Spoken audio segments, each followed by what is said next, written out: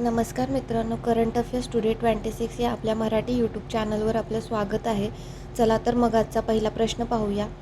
ICC man's T20 world cup 2026 कोणत्या देशाने जिंकला? तर याचं योग्य आन्सर आहे इंडिया. तर आपल्याला माहिती असेल की आता नुकताच ICC man's T20 world cup 2026 हा पार पडला. ह्याची 10वी आवृत्ती होती ही आणि या स्पर्धेचे आयोजन भारत आणि श्रीलंका यांनी संयुक्तपणे केले आणि अंतिम सामना नरेंद्र मोदी स्टेडियम अहमदाबाद येथे झालेला आहे आणि भारताने न्यूझीलंडचा 96 धावांनी पराभव करून तिसरा टी20 विश्वचषक विजेतेपद मिळवलेलं आहे. सूर्यकुमार यादव याने उत्कृष्ट कामगिरी केलेली आहे आणि प्लेयर ऑफ द टुर्नामेंट कोण ठरलेला आहे तर संजू सॅमसन. आणि महत्त्वाची माहिती बघाल तर फर्स्ट T20 वर्ल्ड कप 2007ला झालेला तो देखील भारत हा विजेता ठरलेला होता आणि 9वं ॲडिशन भारत वर्सेस दक्षिण आफ्रिका झालेला होता आणि त्या देखील मध्ये भारत जिंकला होता आणि 10व्या ॲडिशनमध्ये म्हणजेच आत्ता आपण भारत जिंकलो आहे न्यूझीलंडला हरवून. आणि ह्याची 11वी ॲडिशन 2028ला होणार आहे. ती कुठे तर ऑस्ट्रेलिया आणि न्यूझीलंड ही होस्ट करणार आहे. तर जगात पहिल्यांदाच पार्किन्सन्स डिझीजसाठी स्टेम सेल उपचाराला मंजुरी कोणत्या देशाने दिलेली आहे? पुढील प्रश्न पाहूया. जगात पहिल्यांदाच पार्किन्सन्स डिझीजसाठी स्टेम सेल उपचाराला मंजुरी कोणत्या देशाने दिलेली आहे? तर याचं योग्य आन्सर आहे जपान. तर जपानने जगात पहिल्यांदाच पार्किन्सन्स डिझीजच्या उपचारासाठी iPS स्टेम सेल्स म्हणजेच इन्क्ल्यूड प्लुरिपॉइंटेड स्टेम सेल्स आधारित थेरपीला मंजुरी दिलेली आहे. ही थेरपी सुमिटोमो फार्मा कंपनीने ॲकेप्री या नावाने विकसित केलेली आहे. ही उपचार पद्धत एक नवीन प्रकारची आहे ज्यामध्ये शरीराच्या स्वतःच्या पेशींचा वापर करून खराब झालेल्या मेंदूच्या पेशी दुरुस्त करण्याचा प्रयत्न केला जातो. स्टेम सेल्स म्हणजे काय तर शरीरातील मूळ पेशी असून त्यांना विभाजित होऊन शरीरातील कोणत्याही विशिष्ट अवयव किंवा ऊतींचा उदाहरणार्थ मज्जासंस्था, हृदय आणि रक्त या पेशींमध्ये रूपांतर होण्याची अद्वितीय क्षमता असते. त्यामुळे त्यांना शरीराचे दुरुस्ती यंत्र म्हणजेच रिपेअर सिस्टीम असे देखील म्हटले जाते. पार्किन्सन्स रोग हा एक प्रगतिशील मज्जासंस्था विकार आहे जो मुख्यतः शरीराच्या हालचालींवर परिणाम करतो. हा मेंदूचा एक विशिष्ट भागातील डोपामाइन तयार करणाऱ्या मज्जापेशी नष्ट झाल्यामुळे होतो आणि यामुळे कंप, स्नायूमध्ये कडकपणा, हालचाली मंद होणे, चालताना किंवा संतुलन राखताना अडचण आणि अशी लक्षणे हळूहळू दिसू लागतात. हा आजार सामान्यतः 60 वर्षापेक्षा जास्त वयाच्या लोकांमध्ये आढळतो आणि कालांतराने त्याची लक्षणे वाढू देखील शकतात. तर याला मंजुरी जपानने दिली आहे. तर जपानबद्दल पाहूया. जपानचे मुख्य द्वीप कोणते कोणते आहेत तर होकायडो, होन्शू, क्युशू आणि शिकागो. जपानची राजधानी काय आहे तर टोकियो आणि चलन आहे येन आणि पंतप्रधान कोण आहे तर सुनाई ताकाईची आणि त्यांच्या संसदेचे नाव काय आहे तर डाएट. आणि भारत जपान आपण मिळून सैन्य अभ्यास कोणते कोणते करतो तर जिमेक्स हा एक भारत जपान समुद्री सराव आहे. वीर गार्डियन हा एक वायू सराव आहे. धर्मा गार्डियन हे लष्करी सराव आहे. शिनायू मैत्री हा देखील एक वायू सराव आहे आणि शियोंग कायजान हा एक तटरक्षक सराव आहे आणि एक मालाबार एक्सरसाइज एक होतो तो क्वाड देशांचा नौदल सराव होतो. तर हे महत्त्वाचे एक्सरसाइज आहे आपण जपानसोबत करतो. तसेच लँड ऑफ रायझिंग सन म्हणून जपान हा प्रसिद्ध आहे. आणि अमेरिकेने जपानच्या कोणत्या 2 शहरांवर अणुबॉम्ब टाकला होता तर हिरोशिमा आणि नागासाकी. तर हिरोशिमा 6 ऑगस्ट 1945 मध्ये टाकला होता आणि नागासाकी हा 9 ऑगस्ट 1945 रोजी. तर करंट अफेअर्स संबंधित जपानचे काही महत्त्वाचे प्रश्न पाहूया. रेकॉर्ड वेळेत जगातील पहिले 3D प्रिंटेड ट्रेन स्टेशन कोणी बनवले तर जपानने. जपानची ऑटोमोबाईल कंपनी होंडा आहे आणि आता तिने आपल्या पहिल्या रियुजेबल रॉकेटचे यशस्वी परीक्षण केलेले आहे. आणि अशा प्रकारे अमेरिका आणि चीनच्या बाहेर पहिल्यांदाच कोणत्या कंपनीने रियुजेबल रॉकेटची परीक्षण केलेलं आहे. जलवायू परिवर्तन निगराणी उपग्रह हा सेट हा देखील जपानने निर्माण केलेला आहे. तर हे नुकतेच जपानने लॉन्च केलेलं आहे. कोणत्या रॉकेटने? तर H2A रॉकेटने. ज्यामध्ये अभ्यास हा भारत आणि जपानच्या कोस्टगार्ड्स दरम्यान झालेला आहे आणि हा कुठे झाला आहे? तर चेन्नईमध्ये. तर 32nd फिझू वर्ल्ड युनिव्हर्सिटी गेम्स 2025 हा जर्मनीमध्ये झाला. त्यामध्ये भारतचा नंबर तर भारताला 12 मेडल्स मिळाले आणि मेडल टॅलीमध्ये भारताचा नंबर हा 20वा आहे आणि टॉपला कोण आहे? तर जपान. तर जपानी कंपनी TDK कॉर्पोरेशन ही लिऑन बॅटरी प्लांटचे उद्घाटन हरियाणाच्या सोनामध्ये केले आणि 20th वर्ल्ड ॲथलेटिक्स चॅम्पियनशिप 2025 हे टोकियो जपान येथे झाले आणि टॉपला कोण होतं? तर USA आणि इंडियाचा एकही मेडल जिंकला नाही. तर धर्मा गार्जियन अभ्यास आपण बघितला की याचं 6वे ॲडिशन हे जपानमध्ये झाले आणि एबेल पुरस्कार 2025 हा मसाकी काशिवारा यांना मिळालेला आहे. हे जपानचे आहेत आणि हे कोणाकडून मिळाले? तर नॉर्वेच्या राजाकडून आणि हे एक गणिताचा नोबेल पुरस्कार आहे. तर इस्रो प्लस जाक्सा यांनी मिळून लुपेक्स म्हणजेच lunar polar exploration mission launch केलेलं आहे. तसेच जगातील सर्वात मोठा nuclear power plant Kashiwazaki Kariwa nuclear power plant हे जपानचे आहे आणि हे जपानने अगेन स्टार्ट केलेले आहे आणि 2025मध्ये $4.18 ट्रिलियन GDP सह भारत जपानला मागे टाकून जगातील 4थी सर्वात मोठी अर्थव्यवस्था बनलेला आहे. तर हे बघू शकता टॉपला आहे USA, सेकंडला आहे चायना, थर्डला जर्मनी आणि आपला 4था नंबर आलेला आहे जपानला मागे टाकून. तर 7 धर्मा गार्जियन सैन्य अभ्यास आपण बघितला इंडिया आणि जपानमध्ये होतो. कुठे झाला? तर ह्यावेळेसचा उत्तराखंडच्या चौबाटियामध्ये. भारताकडून लडाख स्कॉट्सने सहभाग घेतला होता यामध्ये. तर हे देखील महत्त्वाचे करंट अफेअर्सचे जपान आणि भारता रिलेटेड क्वेश्चन आहेत, ते लक्षात ठेवा. पुढील प्रश्न पाहूया. तर इंटरनॅशनल वुमन्स डे कधी साजरा केला जातो? तर याचं योग्य आन्सर आहे 8 मार्च. तर दरवर्षी 8 मार्च रोजी आंतरराष्ट्रीय महिला दिन साजरा करतात. याचा उद्देश हेच आहे की महिला सशक्तीकरण, समानता आणि त्यांच्या अधिकारांना प्रोत्साहन देणे. याची थीम देखील होती गिव्ह टू गेन म्हणजे दानातून लाभ आणि पहिल्यांदा 1975मध्ये हा साजरा केला. तर कुठे? तर युनायटेड नेशनद्वारे हा साजरा केला आणि भारतात राष्ट्रीय महिला दिन देखील असतो. तो कधी? 13 फेब्रुवारी. हा सरोजिनी नायडू यांच्या जयंतीनिमित्त आपण साजरा करतो. तर असेच काही महिलांच्या संबंधित महत्त्वाचे दिवस आपण रिवाईज करूया. तर आंतरराष्ट्रीय महिला दिवस आपण बघितला 8 मार्च, राष्ट्रीय महिला दिवस 13 फेब्रुवारी, international day of women's and girls in science हा 11 फेब्रुवारीला साजरा करतो. तर international day of women and diplomacy म्हणजेच कूटनीतीतील आंतरराष्ट्रीय महिला दिवस हा 24 जूनला साजरा करतात. तर इंटरनॅशनल डे ऑफ वुमन जज हा 10 मार्चला साजरा करतात आणि आंतरराष्ट्रीय ग्रामीण महिला दिवस देखील एक असतो, तो 15 ऑक्टोबरला साजरा करतात. तर मार्चमधील महत्त्वाचे दिवस आपण पाहूया.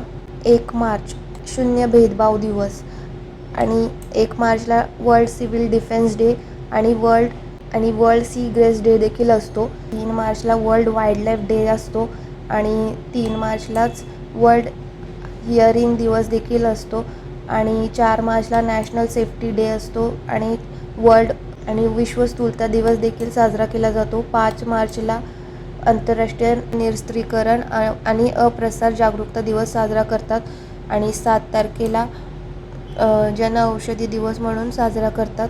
तर हे महत्त्वाचे दिवस आणि थीम आहे. तुम्ही व्हिडिओ पॉज करून थीम देखील वाचू शकता. तर आपण पुढील प्रश्न पाहूया. तर 67,800 वर्ष जुनी हँड स्टेन्सिल रॉक आर्ट कुठे सापडली आहे? तर याचं योग्य आन्सर आहे इंडोनेशिया. तर इंडोनेशियामधील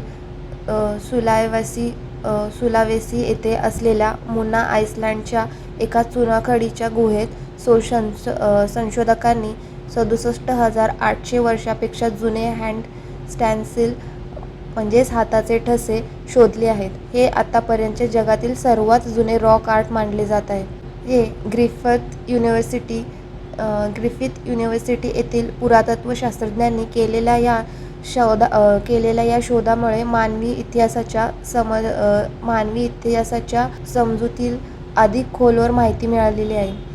हा शोध दाखवतो की सुरुवातीचे आधुनिक मानव म्हणजेच होमोस्पेन्स कला माध्यमातून संवाद साधण्यात आणि आत्मअभिव्यक्ती करण्यात पूर्वीच्या समजुतीपेक्षा खूप अधिक सक्षम होते. तर ही गोष्ट इंडोनेशियाची आहे. तर तुम्ही मॅपमध्ये पाहू शकता इंडोनेशियाची राजधानी आहे जकार्ता आणि त्याची आता नवीन राजधानी झालेली आहे नुकतीच. तर त्याचं नाव आहे नुसांतारा. ही बोर्निओ द्वीपावर आहे आणि एशियनचे मुख्यालय कुठे आहे तर जकार्ता येथे आणि यांचं चलन कोणतं आहे तर इंडोनेशियन रुपिया आणि यांचे राष्ट्रपती कोण आहेत तर प्रबोवो सुबियांतो. आणि इथले महत्त्वाचे द्वीप कोणते कोणते आहेत तर सुमात्रा द्वीप, जावा द्वीप आणि बॉर्निओ द्वीप. पुढील प्रश्न पाहूया. भारताच्या इंटरनॅशनल फायनान्शियल सर्व्हिस सेंटरमध्ये ट्रेड होणारा पहिला ब्ल्यू बॉन्ड कोणत्या देशाशी संबंधित आहे? तर याचं योग्य आन्सर आहे श्रीलंका. श्रीलंकेच्या DFCC बँकेने गुजरात इंटरनॅशनल फायनान्स टेक सिटीमध्ये NSE इंटरनॅशनल एक्सचेंजवर आपला 3 बिलियन LKR म्हणजे श्रीलंकी रुपया याचा ब्ल्यू बॉन्ड लिस्ट केलेला आहे. हा भारताचा इंटरनॅशनल फायनान्शियल सर्व्हिस सेंटरमध्ये कोणत्याही विदेशी जारीकर्त्याचा पहिला हा ब्ल्यू बॉन्ड आहे जो समुद्री संरक्षणासाठी टिकाऊ वित्ताला प्रोत्साहन देतो. जगातील पहिला ब्ल्यू बॉन्ड कोणी जारी केला होता तर सेशल्स यांनी 2018 मध्ये. आणि म्हणजे या बॉन्डमधून जो पैसा मिळेल तो सतत समुद्री आणि मत्स्यपालन प्रकल्पावर खर्च केला जाईल, हे यामागचं उद्देश आहे. सुरू कोणी केला तर श्रीलंका. तर मॅपमध्ये बघू शकता श्रीलंका. तर आपण श्रीलंकाबरोबर कोणती एक्सरसाइज करतो तर मित्रशक्ती क्लिनेक्स म्हणजेच भारत आणि श्रीलंका बरोबर नौदल सराव आहे. हा देखील आपण त्यांच्यासोबत करतो. दोस्ती सराव एक असतो तो भारत, श्रीलंका आणि मालदीव ह्या 3 देशांमध्ये होतो.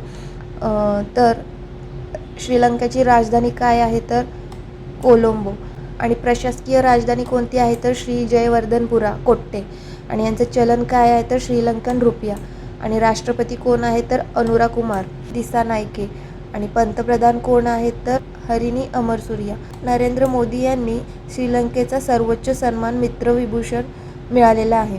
आणि इथे महत्त्वाचा उत्सव कोणता असतो तर पोसान पोया महोत्सव, वैशाख पोया महोत्सव. तर श्रीलंकेच्या DFCC बँकने गिफ्ट IFSE मध्ये ग्रीन बॉन्ड लॉन्च करणारा हा पहिला विदेशी बँक बनलेला आहे. कटारगामा एसाला महोत्सव 2025 हा येथे झालेला आहे. तर श्रीनेक्स 2025ची 12वी एडिशन ही श्रीलंकेच्या कोलंबो येथे झालेली आहे. आणि दिलवाहा नावाच्या सायक्लोनने श्रीलंकामध्ये मोठी तबाही झालेली होती. तर भारताने मानवीय मदत देण्यासाठी ऑपरेशन सागरबंधू इथे सुरू केलेला होता. तर हे काही श्रीलंकेसंबंधित महत्त्वाचे क्वेश्चन आहेत, ते लक्षात ठेवा. पुढील प्रश्न पाहूया. कर्नाटक सरकारने किती वयाखालील मुलांसाठी सोशल मीडिया वापरावर बंदी जाहीर केलेली आहे? तर याचं योग्य आन्सर आहे 16 वर्ष. तर आता कर्नाटक सरकारने देखील 6 मार्च 2026 रोजी बजेट भाषणात घोषणा केली आहे की राज्यात 16 वर्षाखालील मुलांसाठी सोशल मीडिया वापरांवर बंदी घातली जाईल. यामुळे कर्नाटक भारतातील हे पहिले असे राज्य बनले आहे ज्यांनी हे मुलांसाठी सोशल मीडियावर बंदी घातलेली आहे.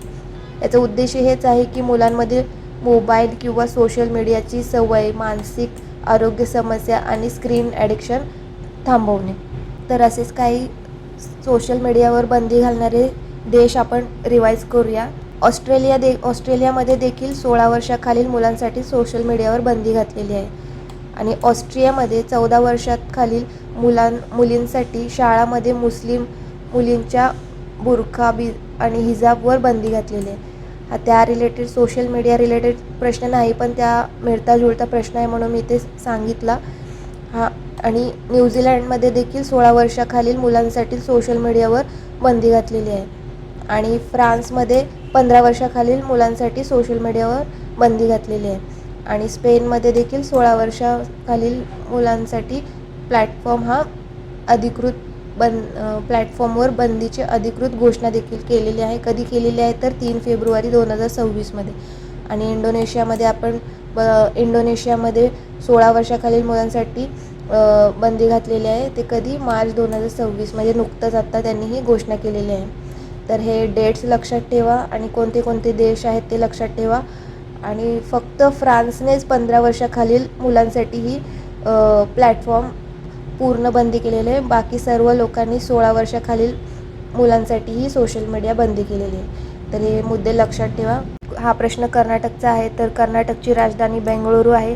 मुख्यमंत्री आहे सिद्धरामय्या आणि राज्यपाल आहेत थावरचंद गहलोत. आणि कर्नाटकातील 5 राष्ट्रीय महत्त्वाची उद्याने कोणती कोणती आहेत तर बांदीपूर, नागरहोल, अंशी, बन्नेरघट्टा, कुद्रेमुख. तर हे लक्षात ठेवा. बाकी कर्नाटक संबंधित काही महत्त्वाचे प्रश्न आपण रिवाईज करूया. कर्नाटकातील पहिल्यांदाच एक अत्यंत दुर्मिळ स्ट्रॉबेरी रंगाचा तेंदवा दिसला आहे, ज्याला चंदन तेंदवा असे नाव देण्यात आलेले आहे. आणि हा कर्नाटकात पहिल्यांदाच आणि देशात दुसऱ्यांदा दिसला, कारण यापूर्वी 2021मध्ये राजस्थानच्या पाली जिल्ह्यातील रणकपूर क्षेत्रात हा दिसला होता. तर बेंगळुरूमधील एक अंतरिक्ष स्टार्टअप गॅलेक्स आय जगातील पहिला मल्टी सेन्सर अर्थ ऑब्झर्वेशन उपग्रह मिशन लॉन्च करणार आहे. तर भारत वन AIने बेंगळुरूमध्ये भारताची पहिली ह्युमॅनिटी फर्स्ट AI सिटी बनवण्याची घोषणा देखील केलेली आहे. तर 6वी भारत-फ्रान्स वार्षिक संरक्षण चर्चा ही 2026 मध्ये होणार आहे. ते कुठे होणार आहे तर बेंगळुरूमध्ये. आंतरराष्ट्रीय धरण सुरक्षा परिषद 2026 हे बेंगळुरूमध्ये होणार आहे. तर पंतप्रधान नरेंद्र मोदी आणि फ्रान्सचे राष्ट्रपती इमॅन्युएल मॅक्रो यांनी H125 हेलिकॉप्टरच्या फायनल असेंब्ली लाईनचे उद्घाटन केलेलं आहे. तर कर्नाटकच्या वेमगल येथे ही असेंब्ली लाईन सुरू झालेली आहे. आणि हे युरोपची मोठी कंपनी एअरबस आणि भारताची टाटा ॲडव्हान्स सिस्टम लिमिटेड यांचे जॉईंट व्हेंचर आहे. येथे H125 हेलिकॉप्टर तयार केले जातील. तर हे काही महत्त्वाचे कर्नाटकातील करंट अफेअरचे क्वेश्चन आहेत. तर लक्षात ठेवा. पुढील प्रश्न पाहूया. तर GI टॅग असलेले कार्बी अँग्लॉन जिंजर कोणत्या राज्याचे आहे तर याचं योग्य आन्सर आहे आसाम. तर कार्बी अँग्लॉन अद्रक आपल्या विशिष्ट चव, तीव्र सुगंध आणि औषधी गुणांसाठी प्रसिद्ध आहे. ज्याला 2015मध्ये GI टॅग मिळाला होता आणि आता ते पहिल्यांदाच आंतरराष्ट्रीय स्तरावर निर्यात करण्यात आलेले आहे. कुठे तर लंडन येथे. सर्वात प्रथम भारताची अद्रक राजधानी कोणती बनलेली आहे तर मिझोराम. GI टॅग हा कायदा 1999ला चालू झाला, पण हा लागू कधी करण्यात आला 2003मध्ये. आणि 2004-05मध्ये आपल्या दार्जिलिंग चहाला पहिला GI टॅग मिळालेला आहे. आणि भौगोलिक संकेत असा उत्पादनाला दिला जातो ज्यामध्ये एखाद्या विशिष्ट प्रदेशाशी संबंधित खास वैशिष्ट्ये असतात, त्याला आपण हा GI टॅग देतात. तर भौगोलिक संकेताची नोंदणी 10 वर्षाच्या कालावधीसाठी वैध असते. आणि GI टॅग देणारी जिओग्राफिकल इंडिकेशन रजिस्ट्री ही चेन्नई येथे स्थित आहे. ही वाणिज्य आणि उद्योग मंत्रालय यांच्या अंतर्गत काम करते. भारतामध्ये GI टॅग 3 प्रकारच्या वस्तूंच्या उत्पादकांना दिला जातो: कृषी वस्तू, नैसर्गिक वस्तू आणि हस्तकला व औद्योगिक वस्तू. आणि भारत सरकारने 2030पर्यंत 10,000 GI टॅग देण्याचे लक्ष्य ठेवलेले आहे. तर हे लक्षात ठेवा. GI टॅग संबंधित महत्त्वाचे मुद्दे आहेत. तर आसामच्या कार्बी अँग्लॉन जिंजरला GI टॅग मिळाला आहे. तर आसामची राजधानी काय आहे तर दिसपूर. मुख्यमंत्री कोण आहेत तर हेमंत बिश्व शर्मा. राज्यपाल कोण आहेत तर लक्ष्मण प्रसाद आचार्य. इथला राजकीय पशु कोणता आहे तर एक सिंगवाला गेंडा. पक्षी आहे व्हाईट विंग्ड वूड डक. आणि राजकीय वृक्ष आहे होलांग. राजकीय पुष्प आहे फॉक्सटेल ऑर्चिड. राजकीय फळ आहे काजीनेमू. इथले महत्त्वाचे लोकनृत्य कोणते आहेत तर पिंगू, बगरुबा, भोर. आणि शास्त्रीय नृत्य कोणते आहेत तर सत्रिया. महत्त्वाचे महोत्सव कोणते आहेत तर बिहू महोत्सव, वाचुंबा महोत्सव, बेखो महोत्सव. आसामचे 7वे राष्ट्रीय उद्यान कोणते आहे तर देहिंग पटकाई नॅशनल पार्क. आणि 6वे आणि बाकीचे कोणते आहेत तर रामपोना national park, Kaziranga national park, नामेरो Nameri national park, Manas national park, Dibru Saikhowa national park, Orang national park. तर भारताचा पहिला तेलाची विहीर कुठे सापडली? ती डिगबोई, आसाममध्ये. आणि भारताचा सर्वात लांब पूल कोणता आहे? तर भूपेन हजारिका. तो कुठे? लांबी किती आहे? 9.15 किलोमीटर. हा कुठे आहे? तर लोहित नदीवर. तर हे महत्त्वाचे मुद्दे आहेत आसाम संबंध. देशाची पहिली वंदे भारत स्लीपर ट्रेन गुवाहाटी ते हावडा दरम्यान चालणार आहे. 8वा राज्य वेतन आयोग स्थापन करणारे भारतातील पहिले राज्य देखील आसाम ठरले.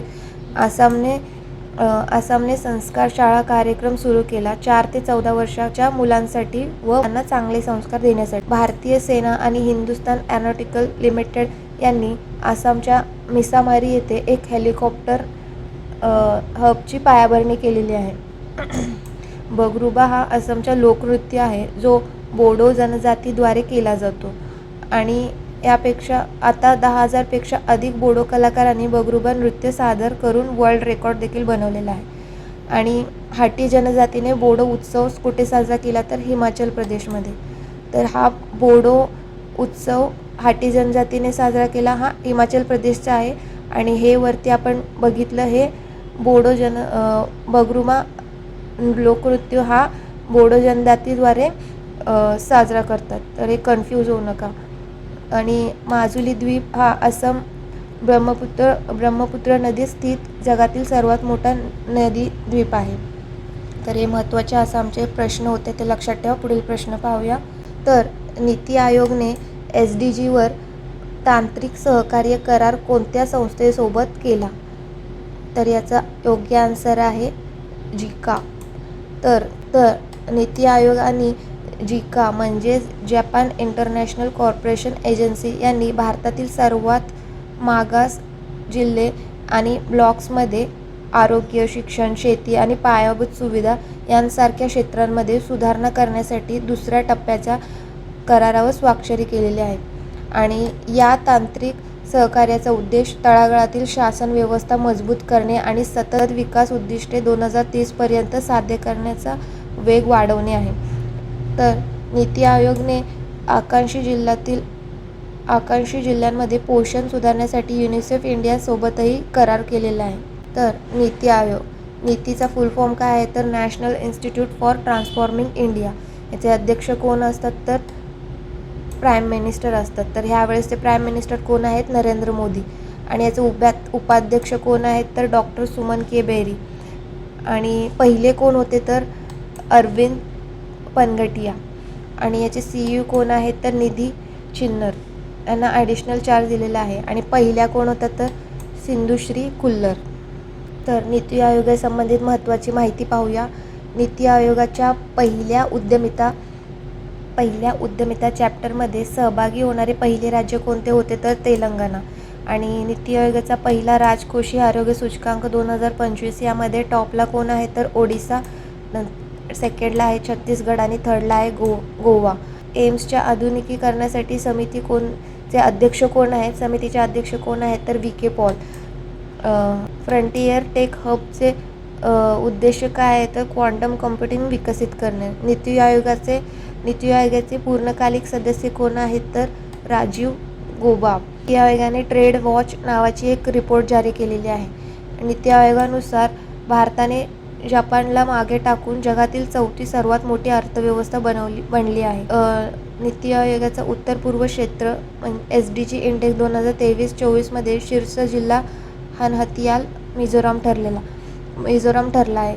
तर पहिला इंडिया इलेक्ट्रिक मोबॅलिटी इंडेक्स हा नीती आयोग आहे. आणि वर्क फॉर विकसित भारत पोर्टल देखील नीती आयोगाने लॉन्च केलेला आहे. आणि नीती आयोगाने मिझोरामला भारताची जिंजर कॅपिटल देखील घोषित केलेला आहे. आजचा हा सेशन इथेच संपतो. तर कमेंट करून नक्की सांगा सेशन कसा वाटला आणि चॅनलला सपोर्ट करा. थँक्यू.